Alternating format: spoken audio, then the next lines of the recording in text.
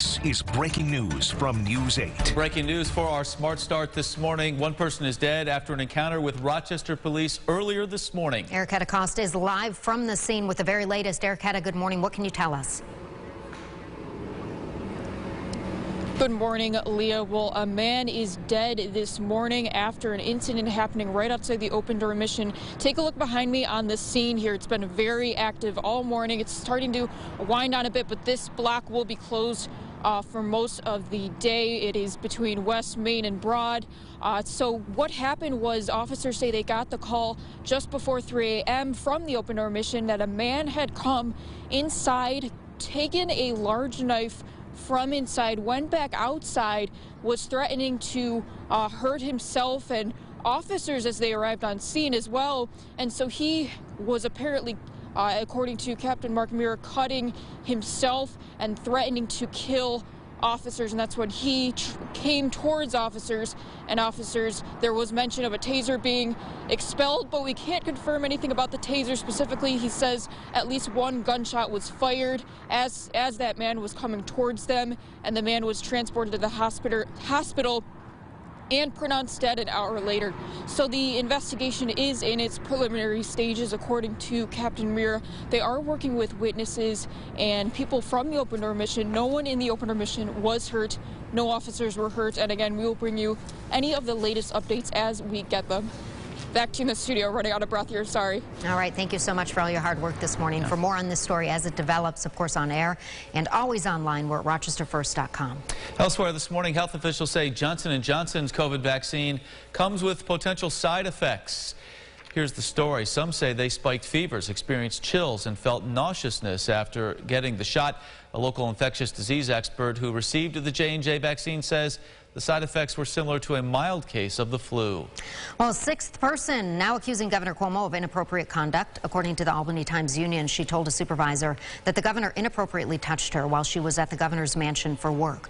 Her identity is being withheld, but according to the paper, she is a member of the executive chamber staff. The governor delivered a routine COVID briefing yesterday and was asked about these claims. Well, the minutes from the Daniel Prude grand jury investigation will soon be public. Judge Craig Doran telling News 8 the grand jury minutes will be unsealed when the names of the witnesses, police officers, and grand jurors are redacted.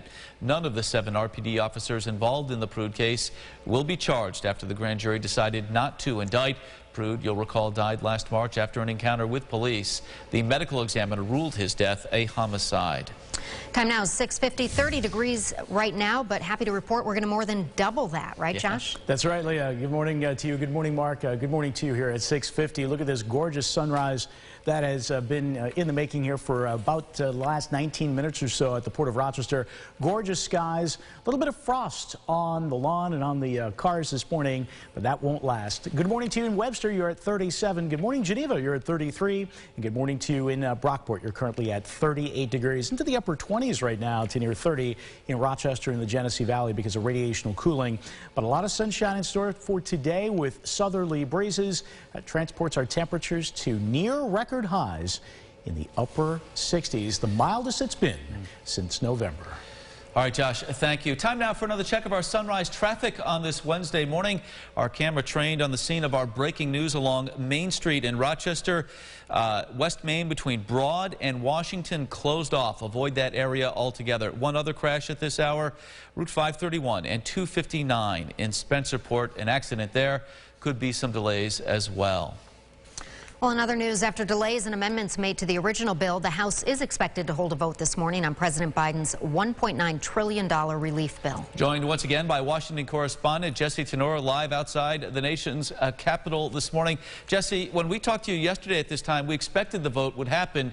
Why was the vote delayed in the House on this legislation? Yeah, so this was just kind of a procedural thing that got in the way. And so the Senate has to officially deliver the actual paper of the bill to the House before the House can vote on it. That just didn't happen yet. There were some things happening behind the scenes that we heard from Speaker Pelosi. And so there wasn't anything going on where there was objections or anything to what was actually in the legislation. It was more just kind of some procedural hurdles. And so, yeah, we should see that vote kick off here right at 9 o'clock D.C. time. All right, on top of the $1,400 stimulus checks, what other provisions are included to help struggling families? Yeah, on top of that, there is the unemployment benefits. Those have been extended now to September, and that's a $300 weekly benefit. And then also families with children. Parents are expected to receive at least a couple $100 a month per child due to the child tax credit. They were able to come to an agreement, a compromise on that to expand the tax credit, and so they should be getting some help there as well. There's also a lot of money to help with vaccines and treatments, to help safely reopen schools, and also help a lot of businesses as well. There's a lot of money in there for struggling industries, everything from airlines to concert venues. All right, Jesse, thank you for your continuing coverage on this. We appreciate it. Stimulus checks will be available for individuals making under $75,000 a year or couples who make under $150,000 combined per year. Let's get a look at some news from around the state this morning. At this hour, hundreds of thousands of loans have been approved in New York through the latest round of Paycheck Protection. According to the Small Business Administration, over 2.4 million loans have been granted since January 11th. New York has the second largest amount of net approved PPP dollars for 2021. And a large number of loans received by that federal guarantee. Now, this might not surprise you. Taxes in New York, some of the highest in the country.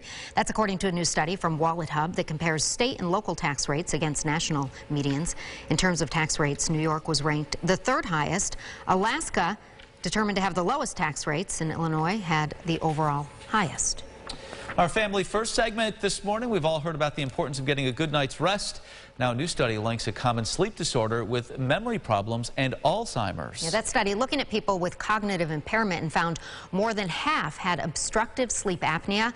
It's a condition that interrupts your breathing. Doctors say it can lead to a number of health problems. If you have untreated sleep apnea, it can affect your heart, your kidneys, risk of diabetes, gaining weight, sexual dysfunction, mood problems. So almost every organ can get affected. Treatment options primarily is a CPAP machine that blows air up the nose and down the throat to open up the throat. Other options for treatment can be an oral appliance that a dentist can make that moves the jaw forward and that opens up the back of the throat, and surgical interventions and weight loss. Signs of sleep apnea include loud snoring and waking up gasping or even choking. If you or someone in your family, if you think you have it, contact your doctor. Time now for the GRE Morning Business Report. The Organization for Economic Cooperation and Development predicting the global economy will expand some 5.6% this year. The economic watchdog citing the deployment of coronavirus vaccines for its boosted forecast. Well, a new study published in the New England Journal of Medicine shows that Pfizer's COVID-19 vaccine neutralizes the Brazilian strain of the virus. Earlier studies have shown that Pfizer's vaccine is effective against the UK and South African strains of the coronavirus. All right, Josh, putting a bow on this Sunrise Smart Start this morning. The big story in the world of weather is these rising temperatures. We could make a run at a record. Upper 60s today for a top temp, the mildest air since November. And if we hit 68 as projected, it would indeed be a record-tying high for today's date, the original occurrence being back in 1977. An absolutely spectacular sunrise this morning, pretty much region-wide, and some gorgeous color in the sky with it, thanks to some high clouds. We will have an ample amount of sun here throughout the day today, along with a freshening southerly breeze, and that's going to transport those temperatures to those lofty levels as projected after a little bit of frost this morning. Get out and enjoy our fling with spring. You don't have to tell us twice. We'll do that. Thank you so much. And thank you for watching News 8 at Sunrise. Our next update coming up in 30 minutes. CBS This Morning is up next. Be safe and have a great day. Follow News 8 wherever you are on RochesterFirst.com, Facebook, Twitter, and our apps for both news and weather.